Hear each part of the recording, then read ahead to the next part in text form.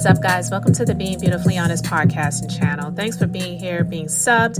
If you're not, hit the button. And if you're listening on YouTube, hit the like. It's like walking in the room and hitting that light switch. Let's brighten up the place and get into the politics and BS. When I tell you, I'm really getting encouraged when I see people who are speaking out more on this. I told you guys the reason why I'm talking more and more about the politics and the BS of it all, my personal views, and I'm just going to continue to share my thoughts on my platform because I have the right to do so. And I'm hopeful that we will be able to keep our rights, because don't you know that Donald Trump and his cronies, they want to really take away free speech. If you are speaking things that are not favorable to them, he hates the media that speaks anything about him that is not favorable. So he wants to be able to have that type of control where he would be able to shut down the media that is not speaking favorable about him. That is the definition of a dictatorship in an autocratic society. That's not one that I was born in. And I absolutely am aware that this democratic society, this nation, which, to be honest with you, I'm not going to go into all of the details of it, but to be quite honest, it's not even actually a democracy. That's why some of the things that has transpired recently has transpired. But I digress. It's definitely a whole lot better than being born in China, Russia, these dictatorial societies. And so Donald Trump loves North Korea's way of thinking with Kim Jong-un, and how these people literally are not even allowed to believe in God. They're not allowed to believe in God. They worship their dear leader. He admires that. He wants that for himself. And that type of stuff is scary to me. I don't ever knowing what I've been able to live, breathe, taste, and feel. I won't even say I don't think. I know that I would not be able to live in a country that is operating completely different from what I have been able to enjoy in my lifetime thus far. I would not be able to do it. That's one of the reasons why people leave those other countries and come to America, because it was supposed to be the place where freedom exists, where the streets are paved with gold, which we know that's not the truth. But I'm just saying, I am speaking about this more because I feel like people need to wake up. So when I see all of the people that are making their voices known, they're not sleeping on this. They're not staying quiet about it. They're not, doing things like years ago where they'll say things like, oh, well, I don't discuss the way that I vote. That's a private matter.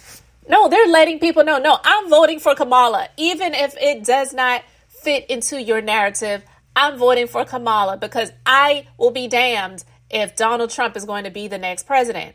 So I'm loving seeing all of the support. One of my favorite content creators, and I've been watching him for some time now, and I'm subscribed to his channel, and I will share his video in my description box. His name is Tennessee Brando. I'm talking about him just for a moment because I wanted to talk about when it comes to the cover, the book, the cover of the book that we see, and how you may look at some people and assume, oh, that person's a MAGA, that person's a Trumpy, that person's a Trump supporter. You may look at this guy and assume that he is a Trump supporter, but he is by far nothing of the sort. He has been talking about Donald Trump for quite some time now. I absolutely love that he does that. And I love that he is being unapologetic about it. He has actually had to sever friendships and relationships because of his views. And when you stand for truth, a lot of times it will cause relationships to falter. So I'm absolutely happy that he has not sacrificed his views of the truth for the sake of keeping some so-called friendships and possibly close connections with family, because he decided that, no, I'm not going to stand in this cult of Trump and be a MAGA supporter when I know what the truth is. So I absolutely love that about him. And I saw this post. It was a tweet, and it's a white guy. And he says, calling all white dudes for Harris. We're up next. Let's do this, guys. See y'all on Monday. Monday, July 29th, virtual meeting, 8 p.m. Let's do our part to help elect Kamala Harris. And it has a cap in the meme that says, white dudes for Harris. We are honest, open, and ready to support our first Black woman president. If that's you, RSVP and bring your friends, family, and neighbors. And I absolutely love that. I love that they are standing up, standing out. They are not staying quiet. They're not the secretive, oh, well, I don't discuss the way that I vote. That type of stuff that used to happen years ago. We cannot be silent about that in these days and times, because this is crucial.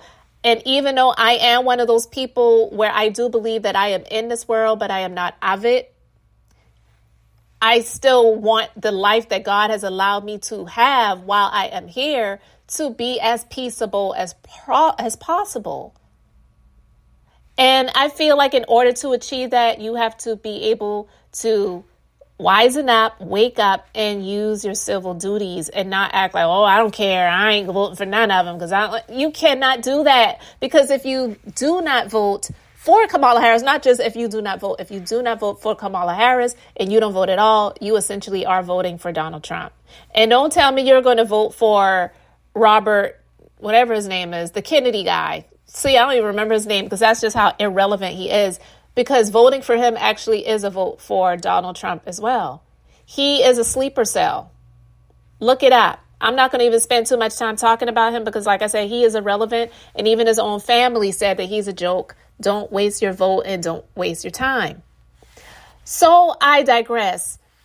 Going from that to going to this, because I have to share this read. This woman went in on Charleston White. And I talked about him briefly for a moment, but she left no crumbs on the table. Everything has just been scorched. All right. So let me go ahead and get into this clip. I'd rather for black people to go back to slavery than let a black woman run this goddamn country. Don't do it. Anything with a black woman running. Mother, you get your ass back in that bedroom and in the kitchen. But the White House, America, we can't do this here now. Hell no. It's always somebody who look like a snapping turtle that got something to say. Master Splinter, Chuck E. Cheese, embodying every bit of Ed, and Eddie. I never seen somebody who looked like Beavis and Butthead. Okay, Kermit? Like, I don't understand how you get on this platform. You don't even know which direction the election is going in, because them eyes cocked like a pistol. You have no idea trying to give insight. How? How, Swag? How? You can barely see what's going on, Forrest Whitaker. See, this is bigger than just Kamala running for president. This has everything to do with just your natural hate for black women in general. And since you want to take it there, I can tell you what your mama hates. Let me tell you what I know your mama hates and regret to this day, up until this hour. The fact that she didn't have your father go in there and get her a warm rag to wipe you up and throw you in the trash, just like the rest of us do when we finish. I know that bothers her every time you get on this internet and open that trap, okay, that fly trap that you call a mouth. Every time you open up that fly trap and say something, I know she like, wow, I should have went about this completely different. We make mistakes, but not like that one. While we on the topic, at least Kamala is running for president. The only thing you know how to do is run that mouth, and you still not good at that. Okay? You talking about being a slave, you already have the mentality. The only thing that's missing is massa. Okay? And while you made that video, I hope you was able to sleep in the house tonight.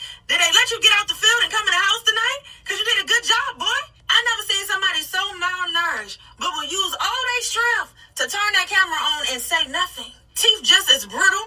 Look like you don't even open the refrigerator door to get the food out. Look like you bite right through it. And that's terrifying enough. You look so sick. A walking scab. And the only reason you got so much to say about women is because you act just like one.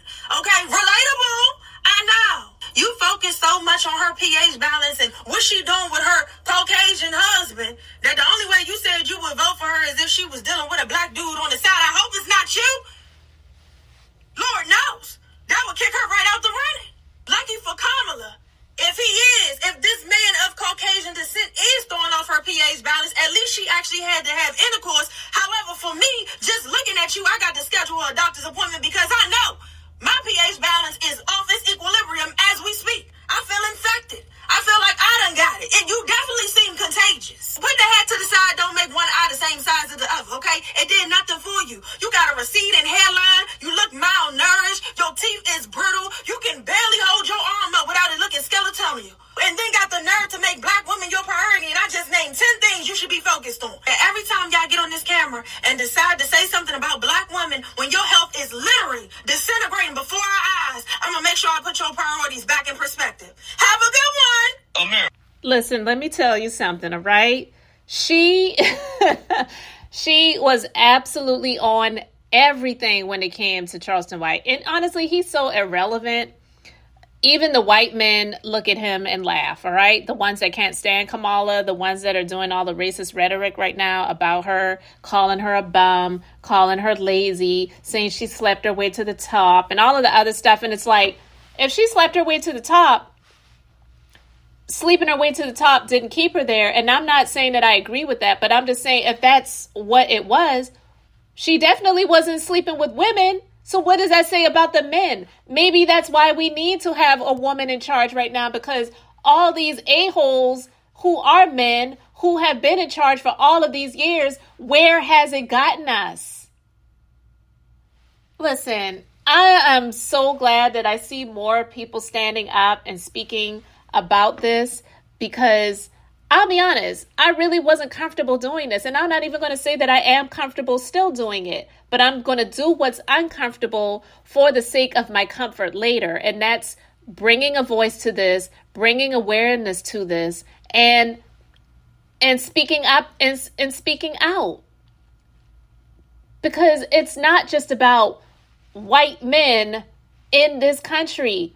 You cannot have all of these people in this country under this rule that you want them to be under because it's what you desire, and think that they're going to stand for that.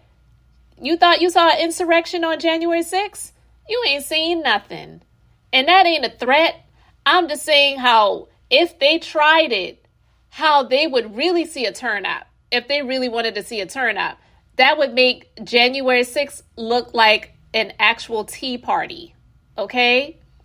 So I am 100% happy to see that so many people are standing up. They're raising money. White women for Kamala, white men for Kamala. Like, I love that, because it's not just about race. Race was created in the first place to divide and conquer. So quite frankly, we really need to get rid of that mindset and mentality and speech in the first place. Yeah, the census labels us all of these different things. It's questionable if I'm even African American, because quite frankly, I ain't never been to Africa. That's what y'all say I am. My skin color ain't black, but that's what y'all say I am. I am a human being first, and I was born in America. So actually, anyone who was born in America should be labeled an American, not an Italian American, not a Hispanic American, not an African American, not an Asian American, not a West Indies American, Indian American. Like, all of that bullcrap, it is to divide and conquer. Race is something that was created. It is not something that is real. It's a social construct. It was constructed. It was created by men, not by God. And yes, we have our ethnicities. Yes, we have our cultures. Yes, we have our histories. All of those things are absolutely important. But when it comes to what is going on in America, what affects the least of us should affect the rest of us. And unfortunately, they have gotten so used to being the top 3 to 1% that make all of the money, who get all of the privileges, who get to have all of the power, and they want to control. And then when they see things happening for others that don't look like that, and they make it seem like they are losing power, they're losing control, then they want to roll back the clocks. And I'll be damned if I'm going to sit idly by and allow that to happen. So I'm going to do what I can. I'm going to raise my voice. I'm going to donate some dollars, encourage other people to do the same, and vote early. Don't wait until election day. So guys, let me know your thoughts in the comment section. Thanks for being here, liking, and subscribing. I'm Beth, just being beautifully honest. So until next time, I wanted to keep it brief, beautiful, and I'm going to say bye.